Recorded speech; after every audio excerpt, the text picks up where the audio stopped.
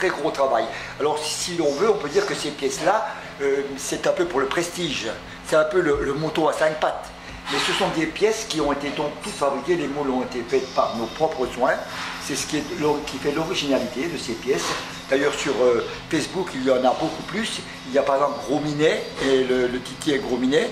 C'est absolument, il n'y est plus, la pièce a été vendue. Donc beaucoup de succès. Nous faisons des gros coques par exemple qui sont faits sur commande en permanence, on en fait sans arrêt.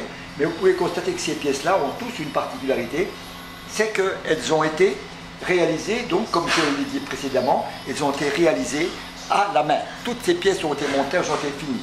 Alors c'est ce qui fait donc leur spécificité, beauté, leur finesse. Donc c'est 16 heures de travail pour réaliser 6 pièces à peu près? Absolument. Depuis le départ de la pièce et tout, ça représente vraiment 6 heures de travail pour les 6 pièces. Bon, mais voyez le résultat. Le résultat, je pense qu'il n'y a pas de commentaire.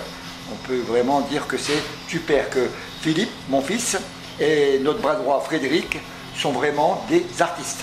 Ça peut faire des pièces de décoration aussi pour la table, etc. Absolument, absolument. Pour la table, et nous créons ces pièces, par exemple, elles ont été prévues 1 an à l'avance. Nous sommes déjà en train de travailler pour les pièces de Noël. Donc il nous faut, on prépare 1 an à l'avance. Et c'est ce qui nous permet d'avoir des nouveautés chaque année. Bon, c'est un travail d'orfèvre, mais Pâques, c'est la grosse période? Oui, Pâques, si vous voulez, la plus grosse période, c'est quand même Noël. Noël, on peut dire que c'est 25% du chiffre de l'année, alors que Pâques, c'est 20%. Mais c'est vraiment une grosse période. Au moment de la semaine de Pâques ou de la semaine de Noël, il y a du monde, des clients qui attendent sur le trottoir. C'est ridicule.